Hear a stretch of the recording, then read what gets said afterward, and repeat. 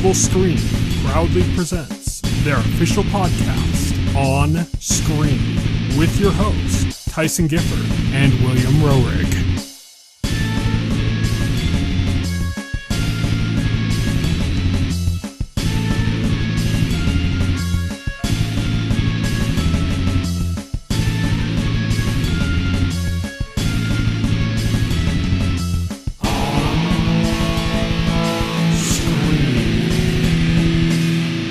Hello, everybody, and welcome to On Screen, the official podcast of the Total Screen. My name is Tyson. My name is Will. And today we are going to be talking about a few video game news stories. Will's going to be talking about a certain game he's been playing recently. Nobody's heard of it, really. It's kind of unknown thing. Then we're going to get on to some stuff that's coming up on the horizon, and we're going to finish off our show with full spoilers for the first episode of Moon Knight, titled The Goldfish Problem. Let's get started with On Beat.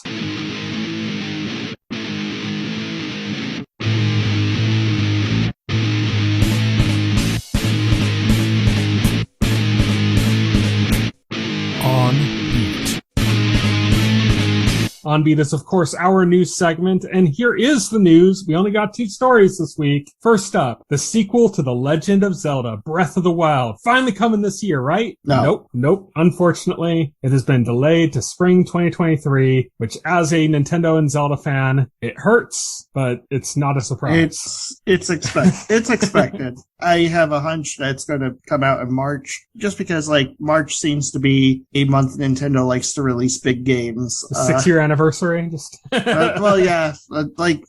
original Breath of the Wild came out in March. Nintendo released Animal Crossing in March. They released Kirby this year, March. It seems to be like a month Nintendo likes. I think it's going to be their new hardware month from now on, too, because I think that really worked with them with Switch. So I think so, too. I imagine Switch 2 is going to be released in March of some year. I'm guessing 2024, but it could be a different year.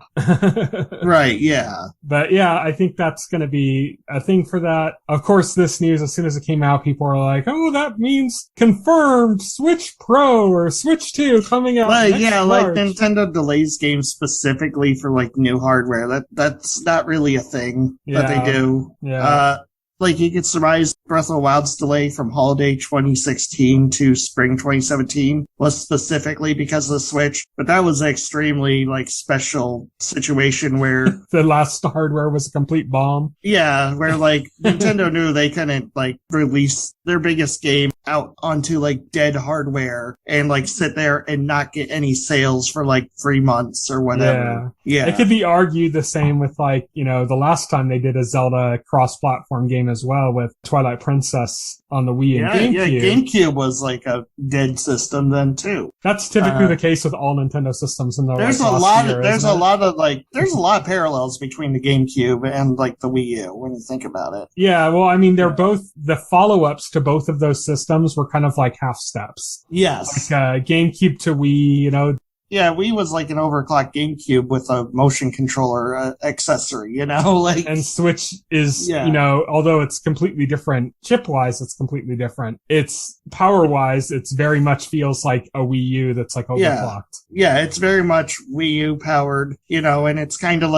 evolution of the Wii U concept too, really, where you're, you got gaming on the TV or gaming on your... Well, the Wii U was a half step into that concept. Yeah. And the Switch was the realization of it. Yeah. So it's an evolution of the Wii U. And it's funny because both of those concepts ended up to be Nintendo's best-selling systems in ages too. Yeah, that's another reason why, I know a lot of people that I've talked to have said, for example, I always say, Metro Prime 4, I'm almost certain in my mind is going to be a Switch 2 game. Yeah. And some people have said, oh, but it could be cross-platform, and then they cite, Breath of the Wild or Twilight Princess, and I'm yeah, but the Switch 2 isn't going to be a half step power-wise. Yeah. It's going to be a full generation step, power-wise. It's going to be a full generation step. we're probably looking at hardware that's going to be a half step between a PlayStation 4 and a PS4 Pro, I think. I think it's going to be, power-wise, it's probably going to be around PS4. Performance-wise, it's probably going to be above a PS4 Pro, I think, the next hardware. Just because there's been a lot of advancements, and I think it's going to have DLSS, which is going to like drastically improve performance as well. It's going to be an architecture issue rather than a raw power issue. Right.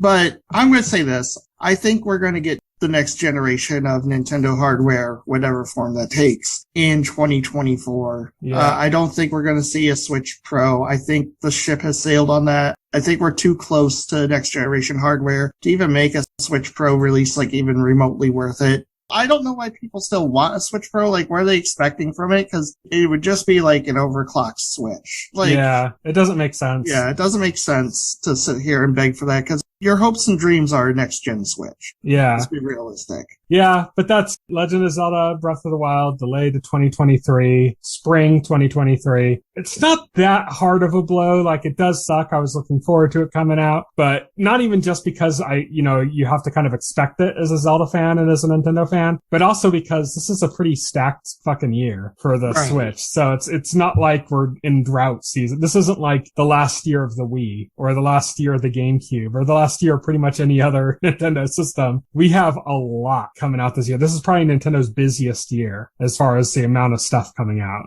Unless this stuff is also delayed. We still have like Bayonetta 3 coming. We still have the next generation of Pokemon coming. Yeah. We still, like there's a lot still coming out. Pokemon existing has nothing to do with the Breath of the Wild delay. We've already talked about that. Yeah, we talked about that before, but I saw like when the delay announced, I saw people bringing it up and I was just like, nope, that's not even remotely how Nintendo operates. That's just the only reason I brought it up is just because I'm just saying there's a lot available and that makes the blow less of a big deal. Yeah, I can wait till spring. Speaking of a lot being available, I saw the Bloomberg reporter Mizuguchi. Anyway, he reported that one representative from a third-party developer told him that there's too many Nintendo games coming out this year for Switch that they don't know if there's room for them to release the game on Switch. Third parties always have an excuse, right? Yeah. If there aren't a lot of Nintendo games, they go like, well, the market on the system is dead. If there are Nintendo games, then they're like, well, how could we possibly put something out to compete? Yeah, exactly. Always an excuse. Yeah. I feel no sympathy for third parties on Nintendo systems because as a Nintendo fan, we've basically been treated like shit by them. And they act like it's Nintendo or something. It's like, no, Nintendo doesn't give a shit. It's the Nintendo fans or the Nintendo gamers. We're the ones getting abused and treated like shit. And you know what, hot take, what Nintendo's like developing and putting out is probably more interesting anyway. Yeah. So I don't care. Yeah. Honestly, I kind of just wish that Nintendo would invest in making more studios, more things that they own and that are under them. Not acquiring, but like starting up more studios, getting more development going, and then just being, exclusive. And if third parties put shit on their systems, cool. If they don't, I don't want to rely on them because I just don't trust third parties when it comes to Nintendo hardware. I just don't trust them to have even a monicum of respect for the fans. Right. It's unfortunate. But let's move on. Our next news story, Sony has announced their updated plans for their PlayStation Plus subscription service lineup. Now they have 3 subscriptions. There are 3 tiers of their subscription. And they've kind of brought together PlayStation Plus, PlayStation Now, and, any other random things they had circulating. Yeah, because up to this point, like they had PlayStation Now and it wasn't really doing that well for them. I don't think the marketing was there. It's weird. I just don't think they marketed it correctly. This isn't a Game Pass competitor. They're not doing first-party games day one on the service. Actually, in that sense, it's not, but in every other sense, it is. Yeah. In fact, Sony came out and said that they don't believe in putting day one games on the service because they believe it devalues their games and it leads to less investment in their studios, which sounds a little iffy to me. I don't know. I kind of agree with Sony on this. I know, like gamers don't want to hear that because gamers just want to get everything for nothing. But honestly, like when Microsoft does these like crazy things for Game Pass, Pass, that's not sustainable. They're going to raise rates. They're going to do something else. It's all just to get subscribers. Right. They're trying to build a critical mass of subscribers. Once they have that critical mass and they need to expand further and make more money, they're going to do things like raise rates or take games off the service and make people they're going to do things to make more money off of those gamers. This basically, is like a permanent solution for them. You know? Right. Basically what all services are doing at the moment is just like piling on content for a cheap price and hoping they get enough people to subscribe. Yeah. And it's not sustainable. This is not their permanent solution. This is not their, so like when people look and go like, but Game Pass can do this. Game Pass is shedding Microsoft money like counterpoint, Blockbuster Video existed all day long in the 90s, and you could rent all the new games on day one at Blockbuster, and the industry did not implode. So no, I don't know. It's just the thing is that it's not sustainable at the price that they're offering. They're shedding money, right? And they're doing it for a purpose. They're trying to build a critical mass of subscribers because that's how you do it as a company. That's how you get investment money. It's based on subscribers, based on guaranteed continued revenue, things like that. And that's what they're trying to build up for it. This isn't their sustainable business model. Like they have other plans past this. This isn't where they're making their money right now. This is a plan to get subscribers is what it is. Yeah, it is. I mean, and I was also like, in my opinion, I think Microsoft is wasting money on Game Pass. Like, oh yeah, they're throwing money out. Like, what was it? Like $67.8 billion for Activision just to force Call of Duty to be on Game Pass? Like, that's insane. They're throwing money away because what matters is getting subscribers. Yeah. And it's not because subscribers get them more money. It's because subscribers set them up for future plans. Yeah, right. So exactly. They're their setting future up their plans next are plan. This isn't their plan. No, this isn't their monetization plan. They're setting up their monetization plan. Their monetization plan is to get everybody into a reoccurring payments, so that where like you're paying Microsoft every month or, No, that's the setup for their monetization plan. Okay, because that's not enough money for the amount they're putting into it. That's not enough money. Their monetization plan is going to be like, the other boot is going to drop and people are going to be like, what? It's like, well, what do you think that this was sustainable? It's like, no, this is how they get you in the door. Now you're in the door. This isn't to say it's like, don't have Game Pass or something, but it's like, you know what happens when you have like a plan that seems too good to be true and you don't have another plan to follow up? You know what happens? Movie Pass. Right. Movie Pass. Yeah, exactly. Movie Pass sounded like a dream. Sounded too good to be true. You want to know why? Because it was. Yeah, but so Sony's not going to do that.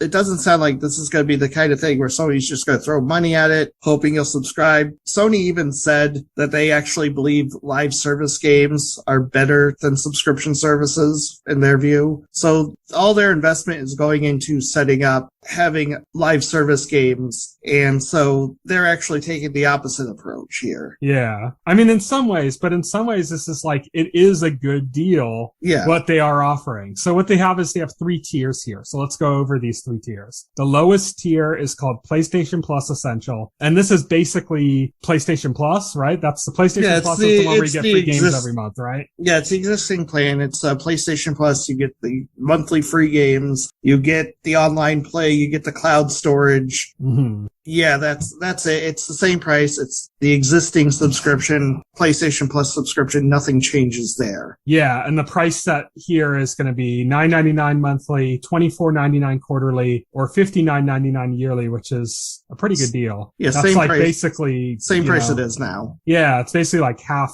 If you pay yearly, it's like half the price. Yeah.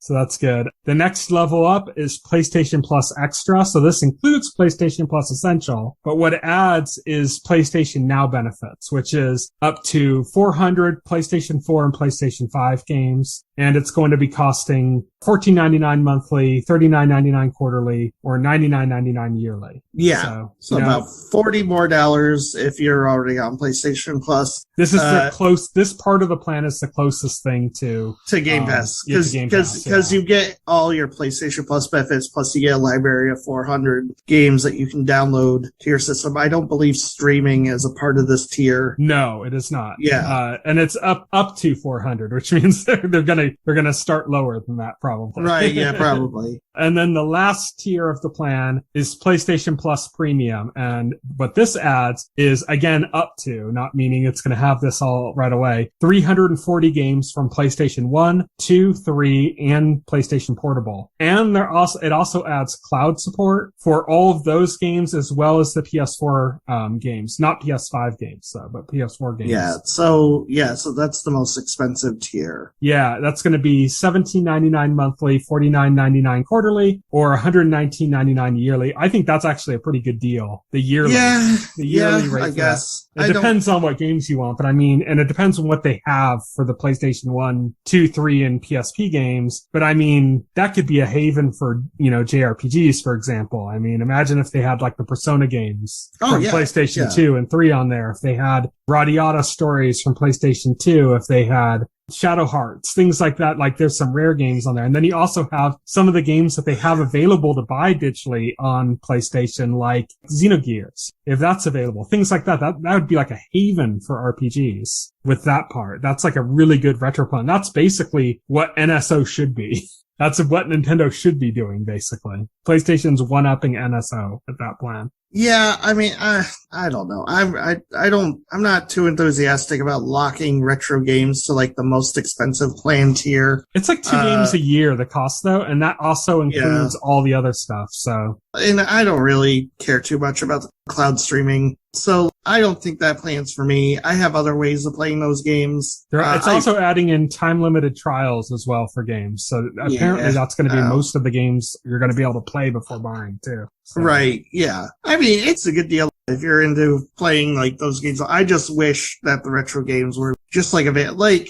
again, to bring up Microsoft, you have Xbox and Xbox 360 backwards compatibility free by default. There's like no subscription required. If you want to put Splinter Cell into your Xbox One and play it, you can do it. So I don't know. I just kind of wish I would be fine if they moved the retro games to the extras tier. If they just like cloud streaming was exclusive to like the most expensive, that would work for me. I think that would make sense. We already talked about this before the podcast, just over text messages and stuff. Yeah. But I think what would make this plan killer, at least for me specifically, this wouldn't be for everybody because I know a lot of people don't like game streaming, but what would make this killer, especially with the chip shortage right now and how hard it is to get a PS5. I don't have anything against game streaming. No, I'm not saying against it, but like you're not into doing it, So. I'm not. Yeah, exactly. I don't really have like a valid use case to do it. Yeah. What would make this work for me like really well is if they also let you, the same way you can buy a game digitally on the PlayStation Store, if you could buy it digitally and because you're subscribed to this, whether it's a PS5 game, a PS4, whatever, if by buying it digitally, you could then stream it as well. And then if they added that capability to it and then they put out like a cheap, like streaming setup,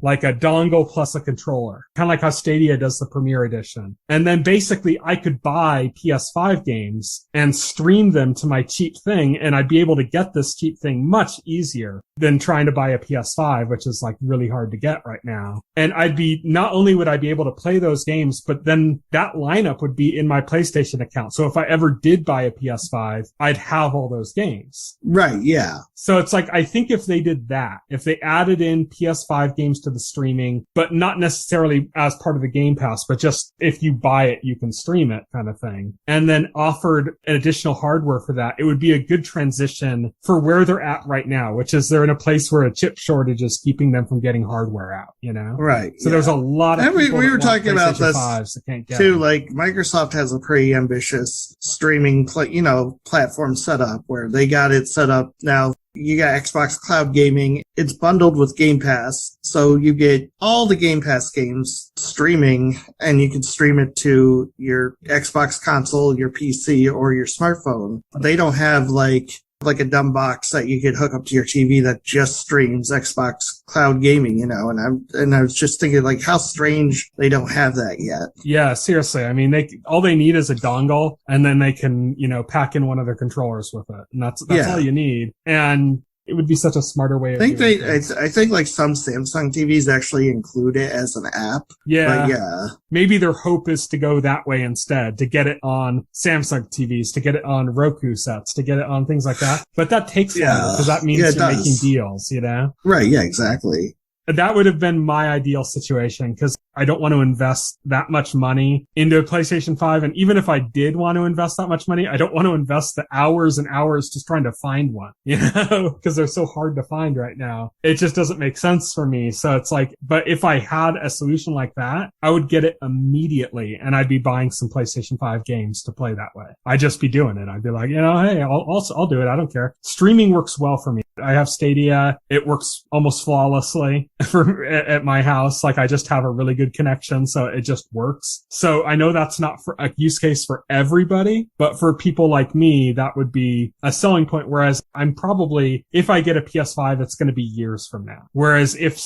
a solution like that came out, I would get it now and I'd be buying into their ecosystem as we speak. And they're not going to get me in that way because they don't have a solution like that. So, but yeah, I just wish that Microsoft and Sony, they're doing streaming. They need to make a solution where you don't have to like buy their hardware to do it, you know, and Microsoft does it to some extent, but I don't want to play them on my computer and I don't want to play them on my fucking phone. You know, I want to play them on my TV. Right. They need a solution for that where I don't have to buy $400 hardware to stream a game. It's kind of ridiculous, but yeah, exactly. I get where you're coming from. Yeah. So the last few bits on the Sony PlayStation Plus thing, last bits of information is that this is going to be coming in the next couple of months and the launch games are going to include, and I don't really even know what that means. I guess that's for the PlayStation Plus part for the PlayStation Plus Essential, I guess is what they mean, are going to include Death Stranding, God of War, Marvel Spider-Man Miles Morales, Mortal Kombat 11, and Returnal. Oh, okay. That's interesting. Okay. I didn't hear anything about launch games, but okay. Yeah, I don't know what that means. Because they have like different tiers. So I don't know if this is like part of the subscription that you have. I was gonna say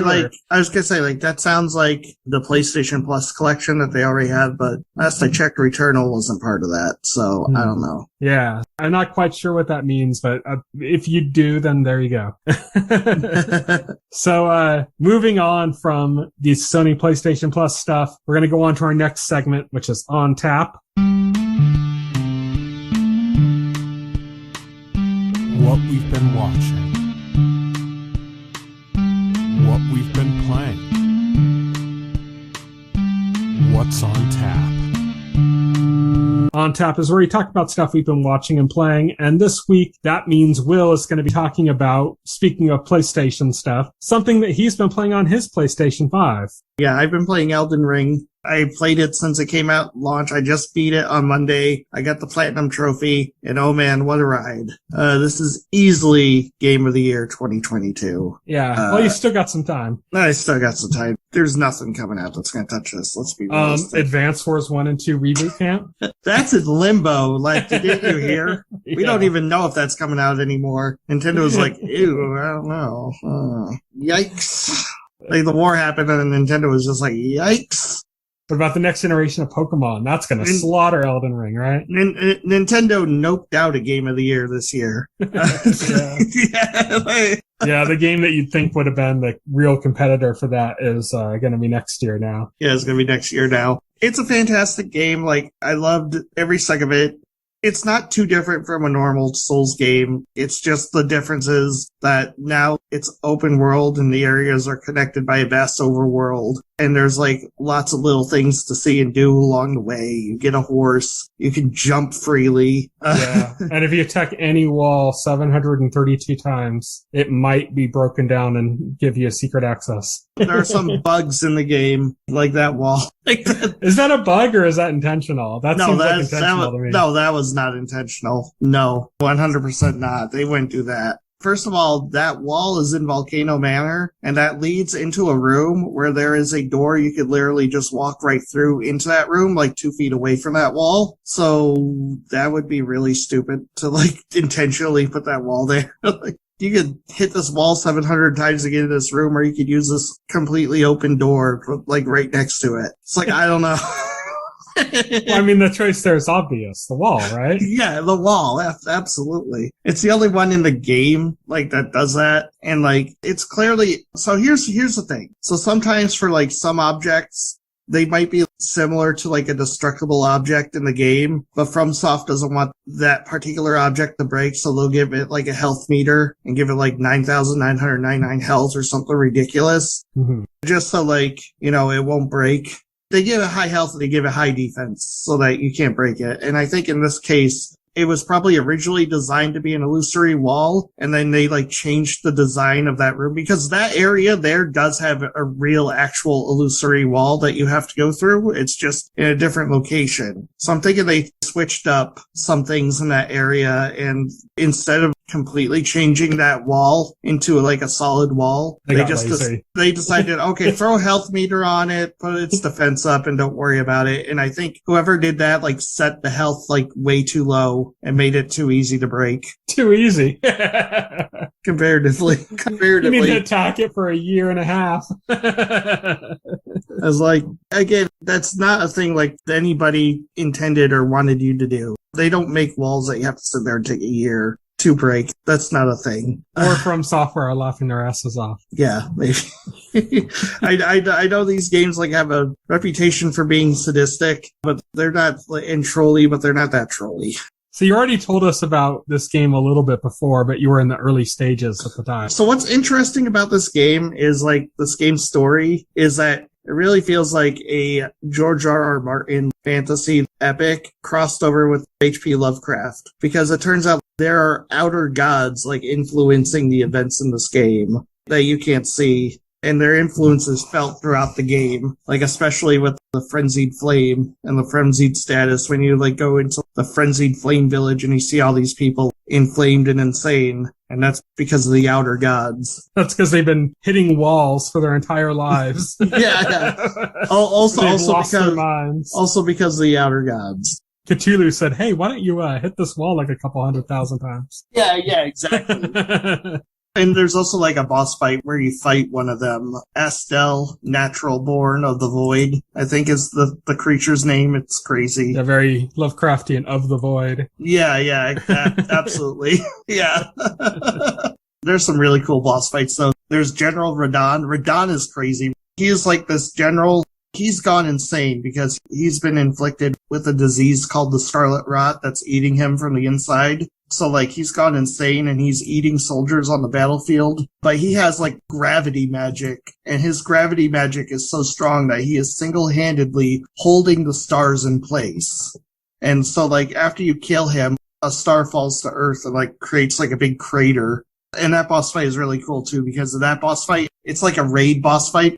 In the game, they call it the Radon Festival, and there's all these warriors there. And, like, the idea is they're trying to take down Radon to put him out of his misery. And so when you go into the boss fight, there's all these summon signs, and you can summon the warriors from the festival and take on Radon, like, with all the warriors.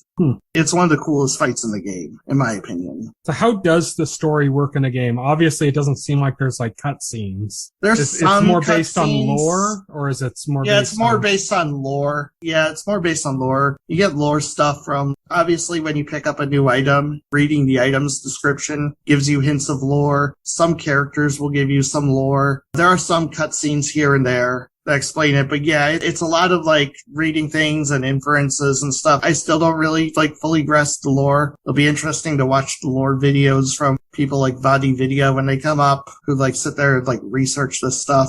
There's a lot of stuff that's, like, implied, but, like, we don't know what the implications are. So it's not, like, a narrative that's traditionally told in any sense. You really do have to pay attention to the details and kind of suss out what's going on your own. To me, it seems like it's kind of a mix between, like, the way stories told in Breath of the Wild and the way stories told in, like, a Metroid Prime game. Yeah. Basically, all you as the player need to know is that you are a tarnished, you are an undead warrior brought back to life by the blessing of grace. And basically your goal is to find the Elden Ring, repair it, and become the Elden Lord. So is the Elden Ring, is that like One Piece? It's a vague thing that you're looking for? Kinda. It's weird. It's not what you would expect it to be, that's for sure.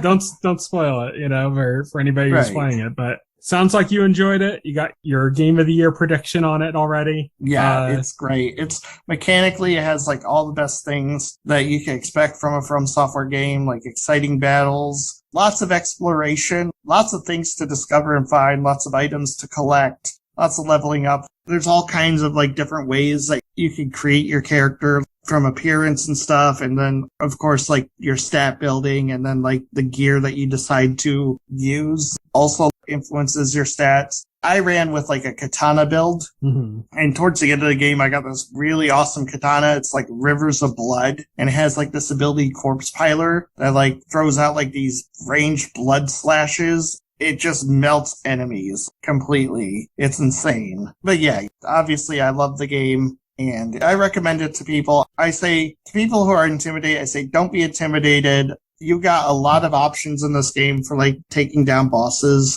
One of the best things they added in this game is summons, where like they're NPC like helpers that you can summon with a bell into the majority of boss fights in the game. And they really help. The best one is the Mimic Tier, because the Mimic Tier Ash creates a duplicate of your character who fights using the weapons and gear that you have equipped. That one is almost overpowered, actually. So, anything else to say about Elden Ring before we move on? No, that'll be it. So then we're going to move on to our next segment, which is On the Horizon.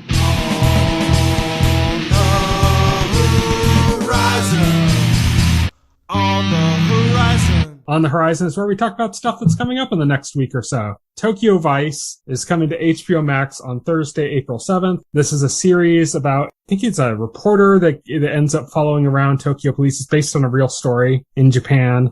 Sounds neat. And then also on that day, on Thursday, April 7th, Chrono Cross, the Radical Dreamers Edition, comes out on PlayStation 4, Xbox One, PC, and Switch. This is, a up-resed port, basically. It's not like a remake of Chrono Cross. That includes the Radical Dreamers game that was for the Satellaview, the SNES satellite system that they had in Japan only. So yeah. Yes. And that's really cool. We talked about Chrono Cross when we did an episode about a Nintendo Direct where they announced that. So if you go back and look for that, you can hear us talk more about that Chrono Cross edition. Next up, we have All the Old Knives. This is a movie coming to theaters and Amazon Prime. It is a CIA mole whodunit starring Chris Pine, Thandie Newton, and Lawrence Fishburne. That's coming on Friday, April 8th to theaters and Amazon Prime. Next up, on Friday, April 8th, Metal Lords comes to Netflix. This is the first thing from the Game of Thrones showrunners, particularly D.B. Wise, when they signed their contract with Netflix. This is the first project to come from that deal. It's a movie about some high schoolers that are into metal, and they get involved in a battle of the bands. Not even remotely like Game of Thrones, if that's what you're expecting. Not a series of the only movie about high schoolers getting into a battle of the bands that I care about is Bill and Ted's Excellent Adventure. This is supposed to be like a celebration of metal, though. Yeah, I'm a big metalhead, so it might be worth checking out. I know D.B. Wise is actually a pretty big metalhead, too. So. Oh, is he? Yeah, there's some, metal people that have been in cameos on Game of Thrones and stuff, even. Yeah, that's true. But yeah, like that's... I'm speaking of that because I'm a metalhead. Speaking of Game of Thrones, I almost forgot they announced the release date for House of the Dragon. Yeah, it's going to be August. Yeah, we'll get to that when we get closer to it. Yeah, it's not coming up, but yeah, it's not on the horizon. Yeah, not on the horizon. It's over the horizon. It's near Australia. It's near Australia. We need. We know what's happening this year now. Yeah, for sure. Next up, also on Friday, April 8th, Sonic the Hedgehog 2 hits movie theaters. I still haven't seen the first one. I believe the first one's on HBO Max. Or it's on one of the streaming services, I know, but I still haven't watched it. Have you watched Sonic the Hedgehog? The first one? No, I gotta watch it. Yeah. Well, Some people said it's pretty good for the one, but I'm really excited for Sonic 2 though, so, Sonic 2 from the trailers looks like a better movie than Sonic 1. Yeah. And I heard Sonic 1 was Well, they added Idris Elba. That's what really matters. Yeah. That's what really matters. Yeah. It looks more Sonic than Sonic 1, if that makes sense. And then lastly, Ambulance is coming on Friday, April 8th to theaters. Ambulance. This is the next Michael Bay movie. It stars Jake Gyllenhaal and Yahya Abdul-Mateen II, who was in Watchmen, the HBO series, but he was also in Aquaman. Is it Manta that's the villain in Aquaman? Yeah, Black Manta, I believe. That's it, yeah. But that's coming also on Friday, April 8th, and it's about bank robbers that hijack an ambulance with a shot police officer. Finally, the return of Michael Bay. Well, everyone's been craving. Michael Bay. I don't get it. You know, like he's my bae. Oh, B-A-E. Yeah, B-A-E. I was trying to emphasize it to try and make the joke work without explaining it. But you failed. I failed. But that's it for On the Horizon. And that brings us to our last segment of the night, which is full spoilers.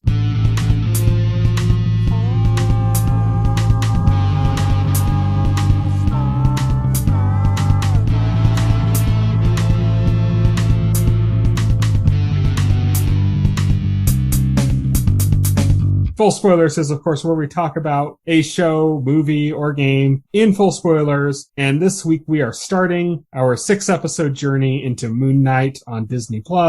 Yeah, good first episode, I thought. Really interesting concept they're going with here. I thought it was good. I thought it had a good balance. It's kind of like it's Mr. Robot if Elliot like had two personalities in his head and they both constantly told him to fuck off. Well, I actually got what was reminiscent for me is I thought the editing was really good and it reminded me of The Constant, the episode of Lost. Yeah, where, in The Constant, Desmond he'd be taking a step downstairs and all of a sudden he'd be in a different time. Yeah, and then when he'd wake back up, he'd be at the bottom of the stairs unconscious. And here you have something similar, and that's in a sense that he'll suddenly you'll see him kind of flickering out, and then all of a sudden he'll come back to, and everybody around him is knocked out or something, and he's like, "What the fuck?" Yeah, exactly. Yeah, he's having these moments where his alter is taking over his body and getting him out of a situation, but not completely getting him out of the situation. And the best part of that is when he's winds up in this town, this grassy town. I think it's in Austria or something, because there's apparently German writing around and stuff. Yeah. But it's hilarious because when he first gets there, he's face down the grass. He gets up, his jaw's all dislocated and it heals back. And then he looks up and he sees the guy in a window and he waves to him. And then another guy comes to the window and is what the fuck are you doing? And they start shooting at him. I thought that was hilarious. Just where he's what are you doing waving at him? Yeah, exactly. That was hilarious. And he ends up encountering who's apparently the antagonist of the series. And Khonshu is oh, Jesus, this fucking guy, go away. Go the fuck away. The idiot's in control again. Yeah, the idiot's in control again. Yeah. He encounters who appears to be the primary antagonist of the series, Ethan Hawke's character, Arthur. He encounters him. He's this kind of spiritual figure, and he's offering people a chance to be judged, to be weighted, whether they're good or bad. And in this, he kind of witnesses somebody being judged good and then somebody being judged bad and dying, and then gets in a confrontation with the guy because he's hey, you're the thief. Give me back the golden scarab. And he's trying to give it back, but he can't because, Khonshu in his head's no, you can't do it. So it's creates a whole interesting situation. This starts him on this series of flashing between these two altars where we only see it from his perspective. So when he flashes out and somebody else will create, the other altar will create devastation, and then he'll wake up to the devastation. Poor Steven. Everybody treats him like shit, even the altars in his head. Yeah. Yeah. Although Khonshu technically isn't an altar, he's a god, but. Yeah. So he ends up escaping in a truck, and this is where you get the best of this kind of fading in and out aspect of the editing. Is there's this chase down this hill, this zigzaggy road going down this hill, and it's just brilliantly done to the point where there's a really cool part where he hits a truck and it goes sideways and the logs are all falling off of it, and then later on they're further down the road and those logs are still rolling down and they hit the people that are chasing it. It's just crazy. It's the way the whole scene is done, but it's awesome. I love all the different cuts. He's a guy attacking him and he's shoving a cupcake in his face. He flashes out and then the guy's dead in the back of his Yeah, exactly. Yeah. Or like suddenly he's driving backwards. There's like all these like cool parts with that where it just shows the chaos of what's going on between him, like, zoning out basically into these different altars. But we're only seeing one side of it. We're not seeing him flip between these two different perspectives. We're not seeing Mark Spector. We only see Mark Spector once. Yeah. As Moon Knight. And that's at the very end of the episode. Yeah, we see Moon Knight at the very end of the episode. I assume we'll see Moon Knight a lot more going forward. Mm-hmm. But yeah, definitely a strong first episode for the series. I'm very much looking forward to the next episode to see where they go with this. I thought like Ethan Hawke's villain is interesting. Yeah, the opening scene of the episode is with him where he's like breaking a glass and putting it into his sandals and then stepping into him, Well, he's a servant of, I guess, this Egyptian goddess. He seems to be kind of like, he might be like the avatar for that god in the way that Moon Knight is the avatar for Khonshu. Oh, it might be, yeah. Yeah, that's a good point. Although he does say that that this goddess was betrayed even by the goddess's own avatar, so I don't know if he's technically an avatar or somebody else, like if that goddess isn't giving full avatar power to any of her followers or something because of Right, that. Yeah, I don't know like the lore behind it. Only thing I know about Moon Knight is that Dracula owes him money. Yeah, Dracula owes him money. If you don't know anything about that, just do a Google search for Moon Knight Dracula, and you'll see all sorts of really funny stuff. It's a meme that's not actually like a comic panel. Like nobody actually wrote that. Like it's a meme. Somebody edited a comic panel as a meme, and it stuck. It's taken off, and now it's hilarious. And now it should just be in the comics. Right? Yeah, exactly. But yeah. That's Moon Knight, man. It's really good so far. I should say that this is being run by Jeremy Slater, who's one of the main writers on Umbrella Academy, not the showrunner, but one of the main writers. Mm-hmm. And that this episode, and I believe all of the episodes, although there's multiple directors, the main director for the entire series is Mohammed Diab, who did Clash. He's a Egyptian filmmaker who has done a lot of stuff kind of about Egypt and has been involved in he was related to activism in Egypt. And of course, like as we said, Oscar Isaac is in this. He plays Mark/Steven/Moon Knight, and Ethan Hawke plays who we assume is the primary antagonist, Arthur Harrow. And F. Murray Abraham plays the voice of Khonshu. Yes. That you hear. Yes. Khonshu constantly, Mark, take control. Get this idiot to leave. Take control, Mark. Yeah. Like at one point where Khonshu was like, Mark, you better take control or I'm going to kill both of you. Yes, he got some heavy hitters here actor-wise in this. It's really good. I was a little nervous about this show just because it looked a lot like the Netflix Marvel shows, and I thought we kind of MCU kind of grew a little past that style, and I was kind of like, is this going to be kind of feel like weird? A regression? It doesn't. It doesn't at all. It has such a good balance of comedy and mystery. It does get pretty bloody. The first time he blacks out, the scene when he's trying to give the scarab to Ethan Hawke's character, and Khonshu is trying to prevent that.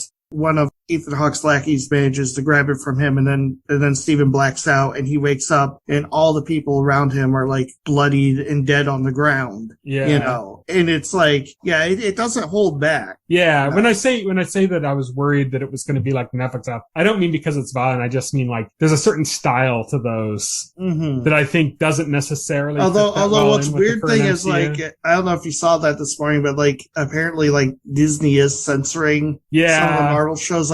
Falcon and Winter Soldier got censored. But it wasn't even one of the Netflix shows, which is what's funny. Yeah. It's that's one of the Disney Plus shows. Yeah, exactly. It's weird. I don't know. Disney's weird with that kind of stuff though. They do that. I think they almost took that on once they bought Star Wars because Lucas did that so much. And I don't mean censorship. I just mean digitally altering films, in general.